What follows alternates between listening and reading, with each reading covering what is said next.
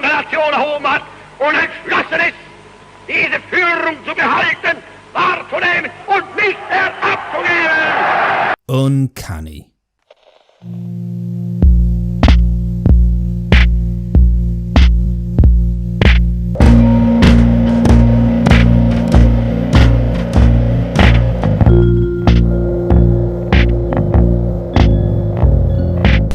Yes, I'm alive. Sorry for the delay in videos, but here I am, taking a break from watching Love Island just long enough to get this out to you. Boris Johnson is literally Hitler. No, he's worse actually. He's a despicable, racist, sexist, homophobic woman beater apparently, and he's about to become our next Prime Minister. Fascism has come to Britain, according to many Guardian readers. And I mean, it's not like them to massively overreact, is it? So I guess they're telling the truth. No, if you buy into the mainstream narrative, this country is hurtling towards concentration camps and genocide. Owen Jones is not happy, folks. Look at his little face. Before I come on to Boris himself, allow me to give some broad thoughts on the current political situation in Britain right now. Morgoth's Review, probably my favourite channel on YouTube at the moment, made a video about the Tory leadership race where his overall point was that nobody cares. Nobody in Britain really gives a toss about this at all. Only the mainstream media and fruitcake lefties get anywhere near animated. The population is so disconnected from the soap opera that is Westminster, because more people than ever view the establishment parties as not fit for purpose. Conservative or Labour, nobody cares. They're both equally hated. And really, everyone is more excited by someone like Nigel Farage and his Brexit party. I felt this myself over the last couple of weeks. I've tried to get myself interested and motivated enough to comment on this, make a nice video, but I just haven't been able to get over the hump. Instead, I've decided to log off and do things for myself. For example, I'm writing this video from a hotel room in Manchester, where I've decided to spend a few days seeing old friends, reconnecting with them after a long while. Because that is more satisfying and meaningful to me than forcing myself to comment on something that I really don't care about. But that says a lot about the current state of Britain, doesn't it? As a nationalist, I should always be going forward to advocate for a better future for my country. I should be 100% invested in the political goings-on that will shape the future, but here I'm not. Because the truth is, and everyone knows it, this is a dog and pony show. Boris Johnson has been turned into public enemy number one by the overwhelmingly left-wing treacherous press. But none of the mud sticks. Not anymore. Racist, sexist, Islamophobic, nobody cares. These people have run those accusations into the ground. And for someone like me, for people like you, who I'd like to say are more switched on than the normie mainstream types, we don't even laugh at it anymore. We simply roll our eyes and do something else with our time. Because the truth is, and listen up Guardian journalists, I know you're listening, Boris Johnson is not on our side. The future I want this country to have will not, never be brought about by the likes of Boris Johnson. You call him far right, you call him a fascist, God, I bloody wish. We can only dream of being so lucky. This is how far things have fallen, you see. Matteo Salvini, he is not. The only remotely good thing about Boris Johnson is the sheer entertainment value of the man. He actually has a personality. He also talks a good game on Brexit, but hey, we all know how the Conservative Party operates, don't we? So let's take all that hard Brexit talk with a nice pinch of salt. Apart from that, is he our guy? Absolutely not. He's as establishment as they come. He worships corporatism, big banks and the international finance system. He has called for total amnesty of illegal immigrants in the UK. On social issues he's been a mixed bag but has supported liberal values such as gay marriage. And on foreign policy he supported the Iraq War and constantly votes in favour of British military action overseas. So our deep involvement in the Middle East will continue as it has for decades under his leadership,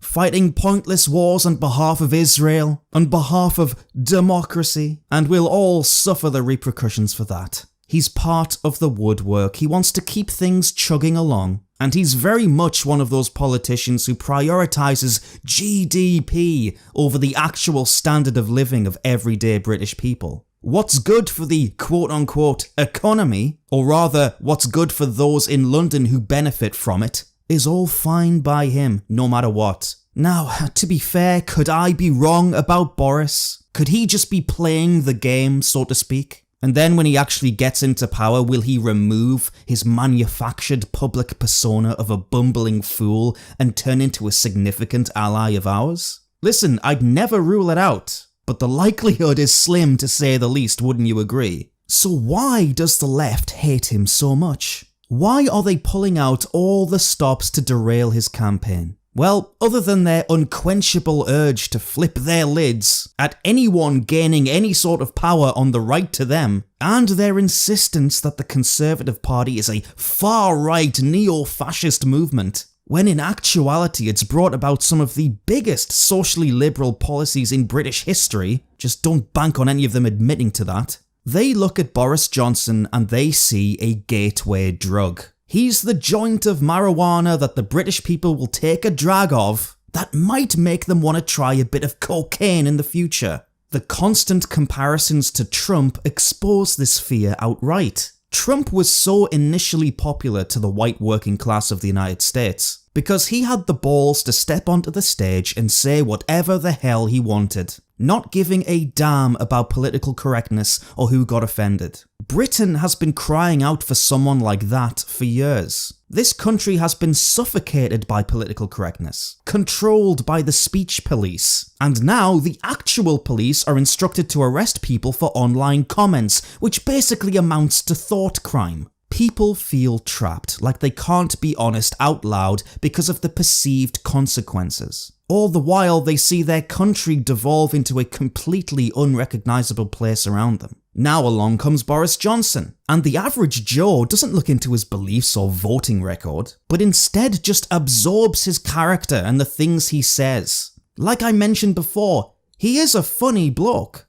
He provides entertainment. And the cherry on top of the cake is he has a history of pissing off the left, which everybody loves, calling gay people bum boys, for example. He called black people pickaninnies with watermelon smiles, and most recently saying that Muslim women in their burqas look like post boxes. When the leader of the Conservative Muslim Forum came out recently and compared Boris Johnson to Adolf Hitler because of these comments, and vowed he would leave the party if he became Prime Minister, do you think regular British people gave a shit? Oh look, here we go again with these bloody complaining Muslims. They're never happy, are they? Oh, you're gonna leave the party if Boris wins, are you, mate? God, how will we ever recover, eh? Nobody cares. Oh, Boris Johnson is a woman beater, is he? He was heard having an argument with his girlfriend. This is all British politics has become. Character assassination, and the Conservative Party calling Labour anti-Semitic and the Labour Party calling the Tories Islamophobic. That's all it is, that's all it's been reduced to, and everyone else is sitting around thinking, hang on, what about us? What about the majority? Don't you care? Are we in a constant state of ethnic battles with these minority groups, trying to score party political points? People have had enough. As long as the left continue to go after Johnson's character and personal relationships and nitpicking quotes, the more the public gains sympathy for him. The media is wildly untrustworthy, they clearly have their own agenda, and the people know it. When The Guardian calls Boris a mini-Trump, Brits respond with, good. So most people will probably accept Boris as Prime Minister. They don't have to be enthusiastic about it, and they'd probably say that they aren't a fan to all of their friends. But every time he says something that makes Owen Jones shit himself, they'll get a quiet sense of satisfaction from it. They'll laugh to themselves at night, oh, he really pissed him off there. But this won't last forever, of course. Much like the cooling off Trump has had from some of his supporters lately, Boris will go through the same thing. Once the initial high from the Johnson joint dies down, and people see that Britain is still being subjected to mass third world immigration and a culture of censorship, they'll demand more substance. Not just clever insults on TV or in Prime Minister's questions, but actual action. This is what the left fears, because after Boris Johnson you have Nigel Farage. After Nigel Farage you have Matteo Salvini, and so on. As long as the core problems Britain faces remain unsolved, the hungrier the public will become. From a Conservative Party point of view, the benefits of having Boris in charge are obvious. Most of these cretins only care about beating the Labour Party in a general election. They don't look 30 years into the future and do things to improve the country long term. They only care about the next 5 years and how they can get re-elected. In this case, the only question they want answered is, can Boris Johnson beat Jeremy Corbyn in a vote? And the answer is yes. Can Jeremy Hunt? No. God no. Plus, it's far too easy to call him Jeremy Cunt, so that's a total non-starter. Jeremy Cunt. I'm so sorry. Jeremy Hunt. I've never said that before in my life. It's usually men who say that, so I really, really want to apologise. I'm sorry. I guess my concluding thoughts are, Boris, while not being on our side in the vast majority of issues, might actually, in a weird way, be a small step forward for Britain as a whole. Not because of policy, not because he really cares about us, he doesn't, but because, at the end of the day, we're in a war of messaging. Our goal should be to get as many people on our side as possible, so the things we want can be swallowed and implemented more easily in the future. I think Boris is a soft gateway drug. I think because the Conservatives are terrified of Nigel Farage, he may open the doors to actual right-wing thought on a more mainstream level going forward. Make more people feel it's acceptable to speak their minds a bit, to adopt positions they previously felt unable to adopt. Much like in America with Trump. I'm trying to see the big picture here, of course, but still, on a surface level, it's not very inspiring, is it? I'll put a link to Morgoth's video below for you, he basically nails it. But one thing is for sure, this two-party democracy we have in Britain, it's on a cliff edge right now, and the foundations are weaker than ever. So let's give it a little push, eh? Thank you for watching once again. I'm sorry for the delay, guys, but you know how it is, life is life. If you'd like to support this channel, PayPal is an option, link down below. And you can still buy the 4th issue of the Iconoclast magazine on my website. Link also down below. Hopefully I will see you soon. Who knows? Bye bye.